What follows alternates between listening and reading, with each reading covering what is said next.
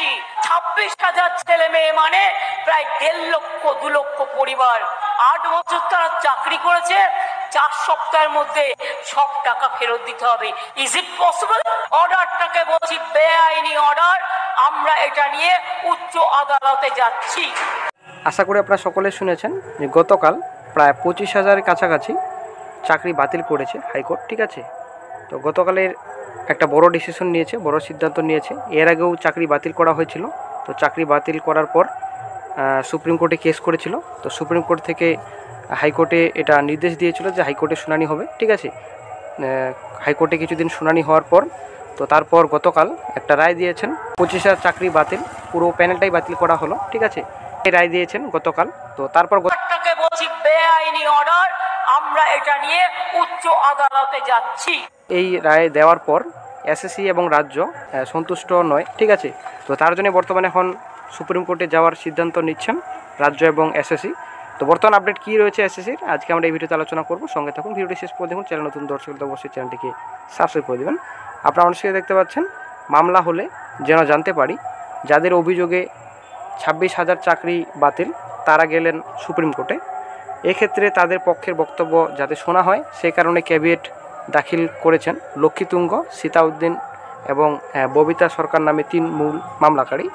তো বন্ধুরা, ক্যাভিয়েট দাখিল অলরেডি হয়ে গেল, ঠিক আছে। চলে আসছি বিস্তারিত। এসএসসি নিয়োগ দুর্নীতি সংক্রান্ত রায়ের প্রেক্ষিতে সুপ্রিম কোর্টে ক্যাভিয়েট দাখিল হলো। কলকাতা হাইকোর্টের বিচারপতি দেবাংশু বসাক এবং বিচারপতি মোহাম্মদ সাবর রশিদের বিশেষ ডিভিশন বেঞ্চ সোমবার 2016 সালের এসএসসি সম্পূর্ণ নিয়োগ প্রক্রিয়া বাতিল করে যে রায় দিয়েছিল তার প্রেক্ষিতে মঙ্গলবার শীর্ষ আদালতে 3টি ক্যাভিয়েট দাখিল করেছেন মূল মামলাকারীরা। তো তারপর চলে আসছি নেক্সটে। রাজ্য ও এসএসসি হাইকোর্টের রায়কে চ্যালেঞ্জ করে সুপ্রিম কোর্টে যাওয়ার কথা ঘোষণা করেছে ইতিমধ্যেই।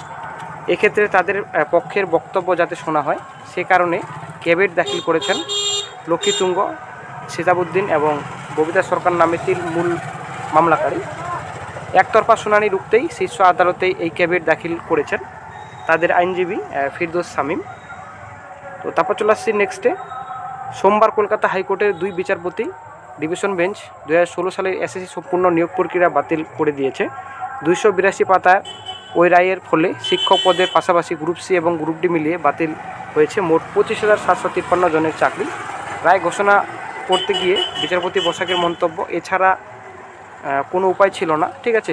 তো বিচারপতি বসাকের মন্তব্য এটা বলেছে যে এছাড়া চাকরি বাতিল করা ছাড়া, যেটা বলেছেন যে চাকরি বাতিল করা ছাড়া কোনো উপায় ছিল না।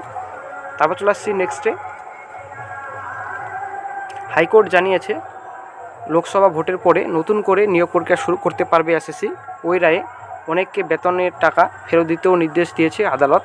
হাইকোর্টের রায়কে চ্যালেঞ্জ করে সুপ্রিম কোর্টে যাওয়ার কথা সোমবারই জানিয়েছিলেন মুখ্যমন্ত্রী মমতা বন্দ্যোপাধ্যায় এবং এসএসসি চেয়ারম্যান সিদ্ধার্থ মজুমদার।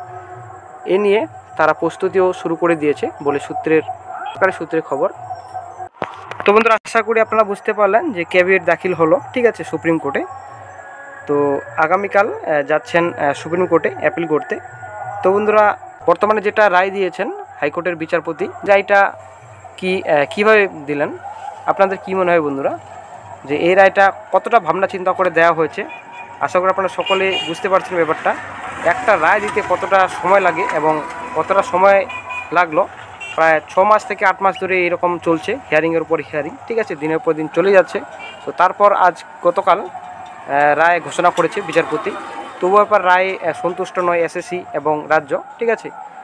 তো বন্ধুরা, একজন বিচারপতি অনেক কিছুই শুনছেন, ঠিক আছে। একজন বিচারপতি হওয়াটা বিশাল বড় ব্যাপার, ঠিক আছে। তো একজন বিচারপতি যে রায় দিয়েছেন, একটা কলম, ঠিক আছে, একটা কলমের কালিতেই সম্পূর্ণ প্রায় 25,000 চাকরি বাতিল, 25,000 হারা বর্তমানে, ঠিক আছে। 25,000 মানুষের চাকরি কিন্তু এখানে ব্যাপার আছে, ঠিক আছে। তো বিচারপতি যিনি আছেন বসাক, ঠিক আছে, তো ইনি কি বোকা? আপনাদের কি মনে হয় যে এই যে রায়টা দিয়েছেন যে প্রায় 25,000 চাকরি বাতিল, তো এই রায়টা অনেক দিন সময় লেগেছে এই রায়টা দিতে, ঠিক আছে। অনেক কিছু ভাবনা চিন্তা করে এই রায়টা দিয়েছেন বিচারপতি। একটা রায় তো এমনিতে হয় না, একটা কলমের কালি দিয়ে যে লিখে দিবে যে 25,000 চাকরি বাতিল, এমনিতেই কি দিয়ে দিবে? আপনি পারবেন দিতে? আপনারাই বলুন, যারা আমার ভিডিওটি দেখছেন।